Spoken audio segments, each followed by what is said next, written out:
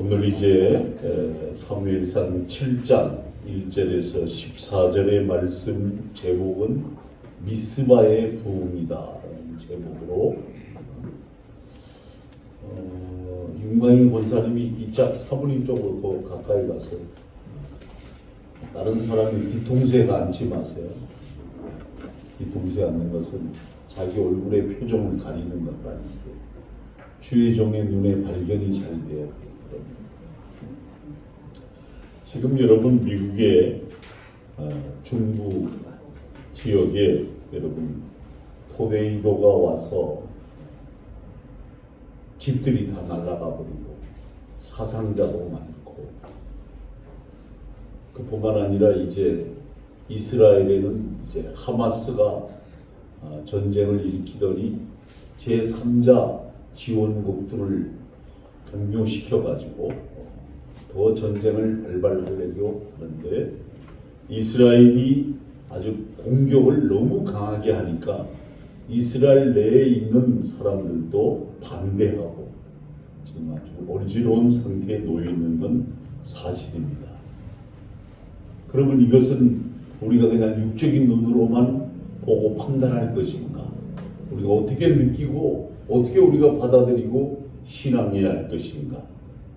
오늘 주신 사무엘상의 말씀을 통해서 우리가 한번 조명해보고 내 신앙의 상태를 점검하고 하나님 앞에 우리가 어떻게 섬겨야 할 것인가를 잘 조명해서 이 시대가 하나님이 요구하시는 아주 진정한 교회가 되기를 간절히 부탁을 드립니다. 6장에서는 블레셋 방백들이 전나는 암소 2마리가 끄는 수레에 법궤를 실어가지고 이스라엘을 보내서 블레셋에 임한 재앙이 우연인지 아니면 여호와로 인한 것인지 이 사람들이 시험한 이야기였습니다. 그때 그 암소의 모성 본능을 따라 새끼가 기다리는 젖을 기다리는 집으로 돌아가지 않고 이스라엘 땅을 헐명상에서 울면서 법궤를 싣고 갔습니다. 하나님의 간섭이었다. 그러므로 법궤를 통한 기적이 우연히 일어난 일들이 아니고 하나님이 개입하시고 통치하신 일이라는 것을 블레셋 방백들도 인정하게 되었습니다. 그리고 법궤는 7개월 만에 기랏 여아림으로 돌아오게 됩니다. 원래 법궤가 있던 지역은 실로였는데 기랏 여아림으로 머무게 됩니다. 이 기랏 여아림의 도시는 어떤 도시인가? 바알의 성읍입니다. 바알. 그러니까 유다와 베냐민 지파에 살던 경계 성읍입니다. 다음 기 7장 1절을 읽겠습니다. 시작. 기랏 여아림 사람들이 와서 여호와의 길을 옮겨 산에 사는 아비나답의 집에 들여놓고 그의 아들 엘리야사와 목하게 구별하여 여호와의 길을 지키게 하였더니, 법궤가 이제 이스라엘 땅 블레셋 국경 지대인 기랏 여아림이라는 성읍의 아비나답의 집에서 20년 동안 여러분 머물게 됩니다. 짧은 시간이 아니죠. 우리 식으로 표현대로 하면 강살이 2번 바뀌는, 후반절에 이스라엘의 온 족속이 여호와를 사모하니라고 했어요. 근데 이걸 영어 성경이나 히브리서를 찾아가면 여러분 그렇게 안 되는 거예요. 한국말로 좋게 번역하는 거지. 그대로 직역하면 애통하니라, 통곡하니라 이런 말입니다. 뭔가의 기갈과 이 목마름에 이스라엘 백성들이 애통했다는 말입니다. 이제 뭔가를 매듭 지어지지 않고 완성되지 않은 느낌이 이 본문에서 받습니다. 왜 법궤는 기랏 여아림에 20년 동안이나 지체하며 머물러 있어야 될 만한가? 왜 원래 법궤가 안치되어 있던 실로로 돌아가지 않았을까? 이스라엘 백성들이 왜 애통해했을까? 여러분, 여기에서는 다시 역사의 전면에 등장합니다. 우리 7장 3절을 다 함께 읽겠습니다.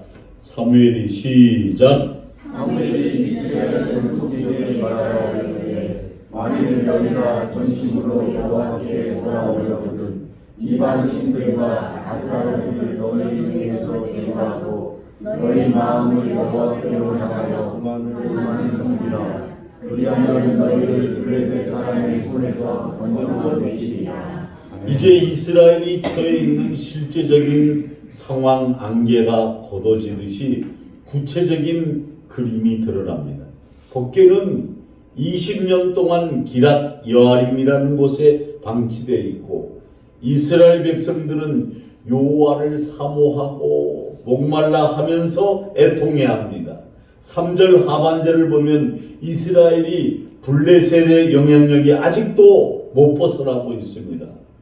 이스라엘은 블레셋의 압제 아래 시름하고 고난의 역사 속에 놓여 있다는 이야기가 됩니다. 그런데 이게 도대체 무슨 고난이고 어떤 형태의 억압이며 어떤 물리적인 문제일까요? 좀 더 깊은 이야기가 감춰져 있습니다. 이런 의문을 가지고 보니까 여기에 아스다롯의 우상 문제가 나옵니다.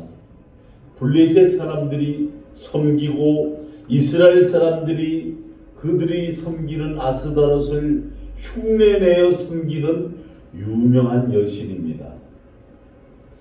이 여신은 남편 신이 있습니다. 고대 신은 항상 부부가 있었습니다. 신들을 부부로 만들었습니다. 이 아스다롯의 남편의 신의 이름은 가장 오랜 역사를 가지고 있고 지금도 이 지구 전체를 흔들고 있는 바알신입니다. 바알신.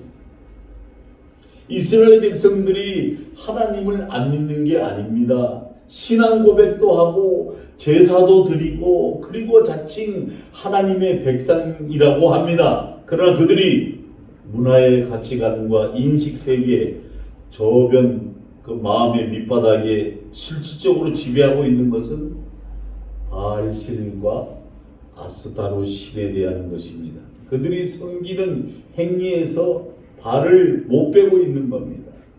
이 두 신이 고대 사람들에게 약속하는 것은 실질적인 풍요입니다. 풍요로움. 바알신은 남성의 신으로 능력과 전쟁의 승리와 추수의 풍요를 가져다 줍니다. 바알신에게 접하려면 반드시 그 부인 아스다롯 신이 여러분 같이 섬겨야 됩니다. 그래서 이스라엘에 여기서 우리가 뭘 느낄 수 있냐면 이중 생활을 느낄 수가 있는 거예요. 바알신과 아스타롯 신이 부부라면 여러분 이 부부 생활을 한다. 이래가지고 이 두 신상을 만들어 안치해 놓고 이 고대 신전 안에서 당시 사람들이 아주 난잡한 행동들을 취했습니다. 사람들은 자기들의 실질적인 풍요와 물질적인 안위를 누리고 살기 위해서 그들이 신 앞에 나가 신들 앞에 똑같은 행위를 저지르는 거예요. 그래야 그 신을 올바로 추앙한다 이렇게 생각합니다. 현대적인 언어로 풀어드린다면 조금 더 매력적이고 생산적이고 확실해 보이는 신들에게 무게중심의 추를 두고 있었다는 말입니다. 하나님을 안 섬기느냐? 아니요, 섬긴다니까요. 예배 시간마다 예배드리고 하나님 앞에 헌물을 드리고 선교할 때 헌신하고 그런데 실제적인 삶 속에 들어가면 안 그래요. 자녀를 양육하는 가정에서 결혼의 문제 앞에서 직장을 선택하는 실전의 문제에 직면했을 때도 차용하는 모든 사고의 체계가 여러분 철저하게 아스다롯을 따르고 있다. 이런 이 블레셋의 영향력에 벗어나지를 못하는 겁니다. 그들이 아직도 물리적으로 블레셋의 영향력 아래 볼모로 붙들려 있는 상태입니다. 그래서 여러분, 선지자 사무엘이 이런 이야기를 합니다. 오늘 7장 3절 읽었던 이야기를 합니다. 너희 마음에 여호와께 향하고 여호와만을 섬기라. 그러면 너희를 블레셋 산의 손에서 건져내시리라. 사무엘 선지자가 이스라엘 공동체에 하나님의 말씀을 빌려서 회개를 촉구했다는 겁니다. 사무엘 선지자가 회개를 촉구하자 이스라엘 백성들이 서서히 영적으로 길고 깊은 잠에서 깨어나기 시작합니다. 여러분, 우리도 신앙생활의 안일함에서 빨리 깨어나야 됩니다. 밤이 깊을수록 새벽이 여명이 밝아오잖아요. 그죠? 죄악의 밤이 깊어갈수록 이들 앞에 하나님에 대한 목마름, 기갈로 은혜의 새벽이 다가오고 있는 거예요. 그런데 이게 사실은 4장 1절에서 건너뛴 본문의 내용이에요. 이 지금 이 말씀이 4장 5장 6장은 뭘 얘기하는 거예요? 언약궤에 관한 얘기예요. 아니 무슨 언약궤를 한 장만 얘기하면 되지 왜 3장까지 얘기했을까? 여러분, 언약에 대한 그들의 인식이 이스라엘 공동체의 가장 중요한 신앙의 맹점을 드러난 사건이기 때문에 그렇습니다. 우리는 어떠한가? 나의 영적인 상태는 어떠한가? 나의 영적인 상태의 입장과 내 신앙의 수준 어디에 머물러 있는가? 주일만 드리면 되는가? 그래서 사무엘이 이야기를 하다가 이 석장에 할애된 언약궤 이야기를 한 겁니다. 사무엘서에서 말하고 싶은 이스라엘 공동체에 대한 하나님에 대한 인식과 신앙의 가치관이 지금 이 상태라는 것. 법궤 자체, 형식적인 자체가 이 사람들에게는 중요한 형식. 여러분, 우리 형식에 따라가 움직이면 안 돼요. 아주 중요한 것은 내가 얼마나 주님을 몸부림치며 사랑하는가, 내가 얼마나 주님 앞에 은혜를 사모하는가. 제가 청년 때 하늘산 기도원에 가서 이제 기도한 적이 많았었는데 이천선 목사님이 살아계실 때 뭐라 그러냐면, 야, 계도 받는 방은 너희들이 왜 못 받는지 아냐? 사모하는 게 없어서 그래. 사모하는 거, 열정적인 기도가 없기 때문에 그런 거야. 막. 그런데 막 아니 이정희 처녀 집사인데 신앙이 얼마나 좋은지 목사님이 처녀를 집사로 줬어. 또 이 문경희 선생은 또 지금 현재 저 하남시의 고동석 목사 사모가 됐지만, 문경희 우리 청년 부회장인데 이 문경희도 방언을 받고 이정희 집사도 방언을 받고, 난 신학생인데 하나님 나는 왜 방언을 안 주십니까? 막 방언을 사모하는데도 왜 안 주십니까? 그랬어요. 왜냐하면 그 잣나무 밭에서 여름 집회를 하는데 방언으로 찬송을 막 하는 거예요. 방언으로 전 방언을 받은 성도들이. 그러니까 나는 막 창피해가지고, 야, 이게 신학생이 이게 되겠냐? 부끄럽더라고. 막 부끄러워서. 여러분, 5일째 되는 날, 금요일 날 저녁에 방언이 터졌어요. 그래가지고 방언을 또 테스트를 맡아야 돼. 이게 진짜 방언인가, 귀신한테 받은 방언인가, 가짜 방언인가. 그러면 이천선 목사님 손이 얼마나 큰지, 그 양반이 하얀 양복을 입은 양반이 나와 줄 서가지고 누르는데 이 머리가 깨질 것 같아. 얼마나 세게 누르는지. 그러면 해봐! 방언에서 방언을 하면 막 좋다! 탁 때려. 얼마나 아프지. 그런데도 가짜 방언을 받은 사람들이 있는데, 나와 같이 올라간 안중호 청년 총무대, 우리 교회 청년의 총무대 안중호가 얘는 막 해봐. 그러니까 이놈이 꾹지 놀래더니 코카콜라 이래버렸어. 그래도 그냥 이게 어디서 가짜 방안 받아가 내려가 다시 얘기 기도해. 그런 적이 있어요. 은혜를 사모하지 않으면 여러분, 제가 이 말씀 왜 하는지 아세요?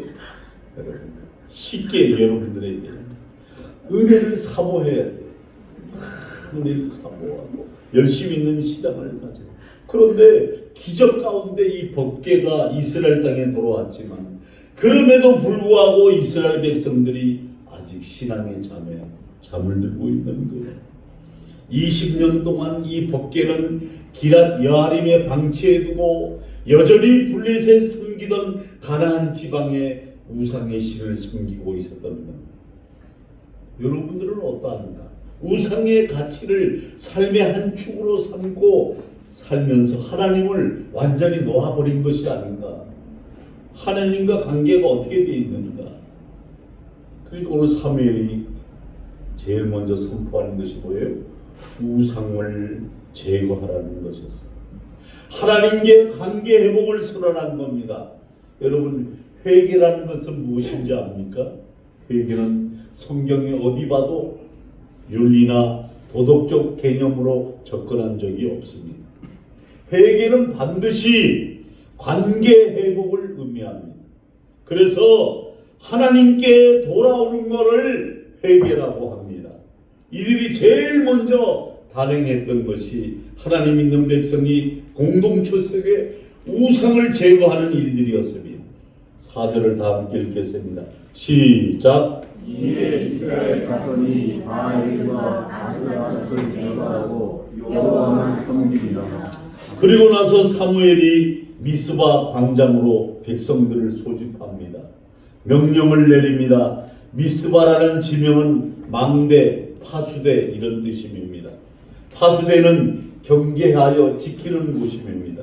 그런 의미를 가진 미스바로 백성들이 소집합니다.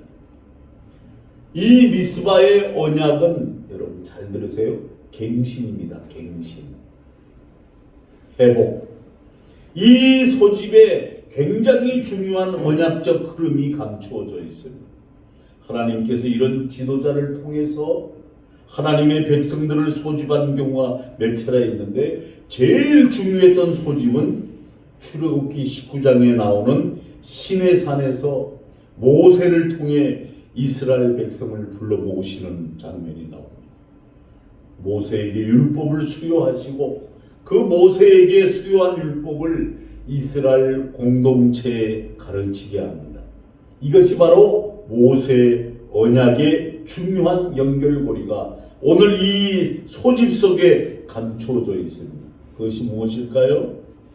출애굽 때 모세를 중심으로 이스라엘 백성들이 시내산 밑에 소집하고 율법을 수여하고 거기서 하나님의 백성과 언약을 체결합니다. 하나님은 뭐라고 말씀합니까? 내가 너희를 반드시 지킬 것이고 함께할 것이고 인도할 것이고 가나안 땅으로 드릴 것이다. 내가 너희를 구속했다. 할렐루야. 그러고 나서 하나님이 모세의 후계자인 누굽니까? 눈의 아들 여호수아를 통해 이 백성을 약속의 땅 가나안 땅으로 들여보내시고 가나안 땅에서 하나씩 점령에 들어가게 하십니다. 모든 땅을 정복을 마칠 즈음에 여호수아가 세겜이라는 지역에 다시 백성을 소집합니다. 그리고 죽음이 얼마 안 남았을 때 이스라엘 백성들에게 유언 같은 명령을 하나 합니다. 내가 너희 앞에 복과 저주를 두겠다. 잘 들으세요. 우리 앞에 하나님의 복과 저주를 주겠다는 겁니다. 너희가 섬길 자를 오늘 택하라. 오직 나와 내 집은 여호와를 섬기겠노라. 여러분 우리 집 거실에 가면 이 구절이 있어요. 이거 사모님이 골랐어요. 이 말은 그 백성들에게 정말로 다른 신을 선택하라는 말입니까? 아니면 하나님을 붙들고 정신을 차리고 살라는 이야기입니까? 더 이상 선택의 여지가 없으니 하나님을 꼭 붙들고 살으라는 겁니다. 여호수아가 죽기 전에 하나님이 시내산에서 이 백성과 약속을 했던 언약을 갱신하시는 겁니다. 나의 언약이 사람이 바뀌어도 역사가 지나가도 변함없이 흔들림 없이 지켜질 것을 주님은 기다리고 계십니다. 언약을 갱신합니다. 이스라엘 백성들은 불행하게도 그 언약을 따라 삽니까? 못 살았어요. 사사시대에 접어들었습니다.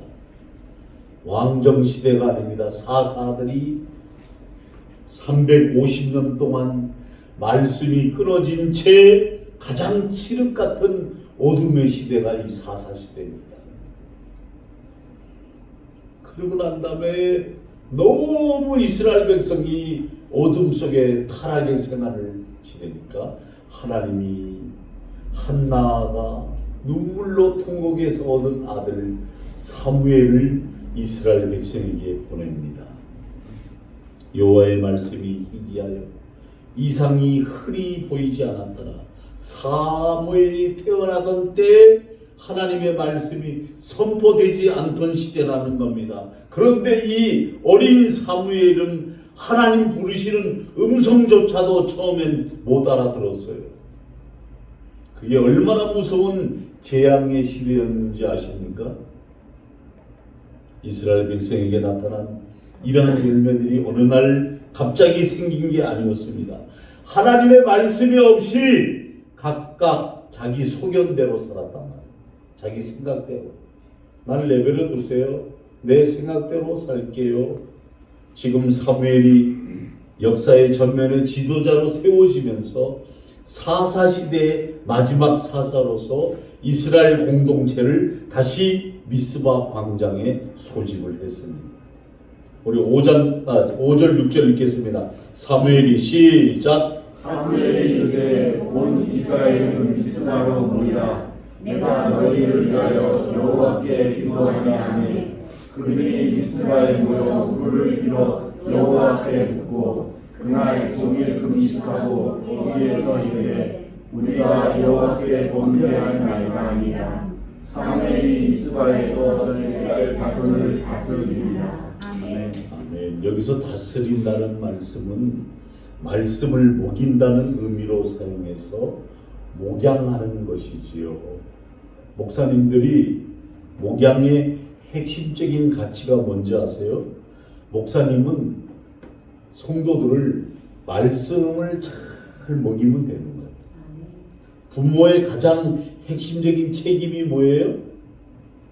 애들을 잘 먹이는 거예요. 여러분들 그 영화를 보셨나? 옛날에 우리가 봤던 건데 웰컴 투 동막골. 에?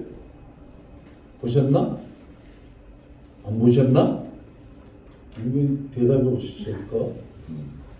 웰컴 투 동막골을 보면 강원도 한백산 절벽에 자리 잡은 평화로운 산골 마을이 있는데 이 동막골에 북한 장교가 나타났어요.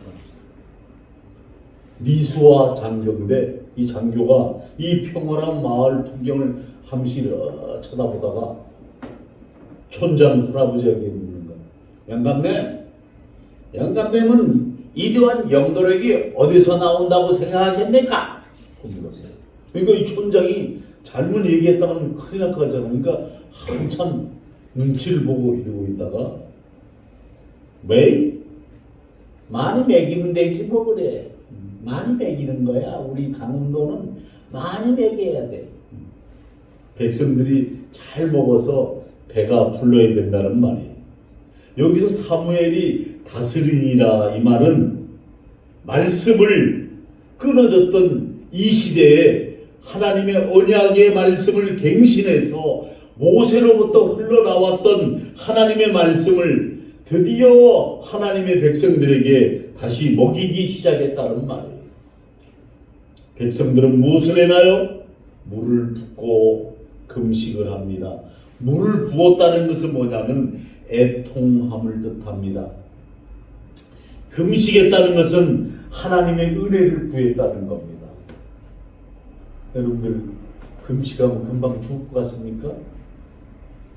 금식 여러분 일주일, 열흘, 20일 안 죽어요. 예수님도 40일 하셨는데 뭐 죽을 것 같죠? 금식기도 안 죽어요. 물은 자꾸 잡숫고 저도 장기 금식하면서 이 꽃 하도 먹고 싶으니까 우리 베델교회 김세철 목사님 하도 막 헛격질이는데 어떻게 하면 좋지? 그러니까 고추장을 갖다가 이 코 밑에 이렇게 대래. 조그만 고추장을 사다가 야 그거 하다가 유혹이 와서 먹어버리면 어떻게 하려고 그러냐? 그러니까 아니 그러지 말고 냄새를 맡아. 냄새를 맡으면 이 미식미식한 것이 안 사라지나. 싹 사그러지니까 고추장을 맡아. 그래가지고 미식미식하니까요 막 미치겠는 거예요. 빨리 내려가서 먹고 싶으면 이렇게 막 이렇게 누워 있어도 막 먹고 싶은 게 막 떠오르는 거예요. 막 그리고 속은 막 미식미식하고, 예? 열흘이 넘어가는데 하나님 날 이제 죽을라나 봅니다. 막 이러고 있는 거예요. 그래가지고 이놈 갖다 이렇게 갖다 댔어. 예? 갖다 대니까 냄새가 얼마나 좋고 고추장 냄새가, 예? 그러니까 노사님이 달고 사는 거야 이렇게. 달고 사다 보니까 이 금식을 하니까 면역력이 약해져 그러니까 이 코밑이 이 뻘건 것 때문에 헐어가지고 펑 되니까 기도원 원장 목사님 왜 그러세요? 어디 아프세요? 여기 왜 그렇게 뻘거세요? 말도 못하니까 고추장 갖다 댔다는 얘기를 못하는데 여러분 금식을 하면요 하나님 은혜를 막 사모하고 뻘뻘뻘 기어다녀야 돼. 뻘뻘뻘 기어다녀. 힘이 없으니까. 에? 여러분 미스바 성내에 이상한 일이 벌어졌어요. 전쟁이 일어나 버린 거예요. 미스바 광장의 소집력을 막 내려가지고 아니 이스라엘이 지금 하나님 앞에 말씀을 받고 언약을 갱신하는데 전쟁이 일어났어요. 지금 이스라엘이 하마스와 전쟁 중에 있잖아요. 왜 하나님 믿는 백성인데 왜 전쟁을 일으킬까? 여러분, 우리가 이걸 잘 알아야 돼요. 안 믿는 사람, 무신론자 사람들은 이 말을 가지고 믿는 사람들을 공격을 합니다. 공격을 해. 뭐 예수 믿는 다음에 하나님 믿는 다음에 전쟁이 왜 일어나? 막아야지. 그러나 여러분 안 그렇습니다. 하나님이 막습니다. 그래도 이게 있어야 한편으로는 바울도 섬기고 세상의 번영과 안정과 풍요를 구했던 요즘 젊은이들이요. 메인 이슈가 뭔지 아세요? 이성과의 만남이라 대학가에 젊은 애들이 결혼 문제죠. 둘이서 만나는데 의견이 맞아야 된다는 거야. 너 나랑 살 거야? 여자애도 그럼 나랑 사는 대신에 나 애기 안 난다. 지금 이런 상태예요. 그리고 국가 정부에서는 동남아시아에 있는 처녀들을 한국에 데려다가 한국 남자와 결혼시켜서 아기를 낳게 하는 지금 이 공약이 지금 들어갔어요. 요즘 뭐라 그러지 아세요? 너 어디 회사 다녀? 너 앞으로 뭐가 될 거야? 이게 조건이라는 거예요. 아무것도 가진 게 없는 정말 꼬질꼬질한 형제가 있는데 이 형제는 막 기도밖에 안 했대. 막 전투복을 입고 막 너는 여름에도 그 전투복을 입냐? 나 옷이 이거밖에 없어. 여자애가 그럼 거지네. 너하고 안 사귀어야 되겠네. 막 이랬대. 그런데도 교회에 기도원에 들어가서 기도하고 이 청년이 앞길이 열린 거예요. 기도원에서. 그래가지고 그 교회에 지금 현재 안수 집사로 기업도 갖게 되고 하나님 은혜로 산다는 거예요. 가장 본질적인 실존이 무엇을 흔듭니까? 여러분 지금 이 사람들에게는 전쟁이 왔어요. 전쟁이면 못 먹고 살잖아. 힘들잖아. 고통스럽잖아요. 그러니까 이 전쟁의 병력, 수, 무기, 전략 제일 중요한 것은 사기잖아요. 용기, 담대함. 근데 이런 몇 가지 핵심의 요인들이 전쟁의 승패에 결정이 되는 건데 사무엘이 하나님 앞에서 이 백성을 불쌍히 여겨달라고 기도합니다. 전쟁이 어떻게 끝나는가 보세요. 7장 10절에 가보세요. 7장 10절 다 함께 읽겠습니다. 시작. 사무엘이 번제를 드릴 때 블레셋 사람이 이스라엘과 싸우려고 가까이 오매 그날에 여호와께서 블레셋 사람에게 큰 회를 하여 그들을 어지럽게 하시니 그들이 이스라엘 앞에 패한지라. 전쟁은 여러분 우리가 지금 북한하고 이렇게 대치하고 있고 막 북한이 동해상으로 미사일 몇 미사일 쏘아대잖아요. 걱정하는 거 하나도 없어요. 전쟁은 하나님께 속하는 것이에요. 그래서 여러분 상대방이 어떤 조건에 의해 전쟁의 승패가 결정난 것은 아니었어요. 엉뚱한 외부 조건 때문이었어요. 무엇을 말하고 싶은 걸까요? 결국 하나님이 하신 일이라는 말입니다. 가장 본질적인 실존의 문제에 하나님이 실적으로 개입하셨다. 하나님이 다 하신다. 그러므로 우리는 실제가 되고 실존이 되어야 하는 겁니다. 이스라엘 백성들은 그 지점에서 실패했던 겁니다. 역사를 보면 한 사람이 나라를 바꾸고 시대를 바꾸었지 어떤 집단이 세상을 바꾼 적은 한 번도 없어. 하나님은 언제나 역사 속에서 그 시대를 바꿀 때 다수를 쓰신 적이 없어요. 오늘 본문에서 사무엘 한 사람을 준비될 때 이스라엘에게는 소망이 생긴 겁니다. 오늘의 말씀의 결론입니다. 7장 12절을 다 읽고 말씀을 마무리하겠습니다. 시작. 사무엘이 돌을 취하여 미스바와 센 사이에 세워놓고 여호와께서 여기까지 우리를 도우셨다 하고 그 이름을 에벤에셀이라 합니다. 에벤에셀 이름이 도움의 돌. 해설이 있습니다. 이 에벤에셀이라는 지명으로 여러분 사무엘상 4장에도 한번 나오죠. 하나님께서 법궤를 가져왔을 때 그 이스라엘 백성들이 그 법궤로 인해서 승리하게 될 줄 알았는데 참패를 당합니다. 에벤에셀에서 하나님 법궤를 빼앗기죠. 에벤에셀에서. 그때 에벤에셀이 치욕의 장소였어요. 그런데 이들이 참된 회개로 하나님께 자복하고 은혜를 구하고 사무엘의 말씀이 선포되자 회복되기 시작합니다. 이 7장에서 에벤에셀이 실추되었던 하나님의 영광이 회복되는 장소가 되었습니다. 사랑하는 성도 여러분, 우리가 걷는 인생의 길목마다 에벤에셀처럼 하나님의 기념비가 세워지는 은혜가 있기를 축복합니다. 여기서 다스렸을 때에 다스렸고 다스렸으며 다스렸다라는 것이 반복되고 있는데 사무엘이 사는 날 동안에 이스라엘을 말씀으로 잘 목양했다는 겁니다.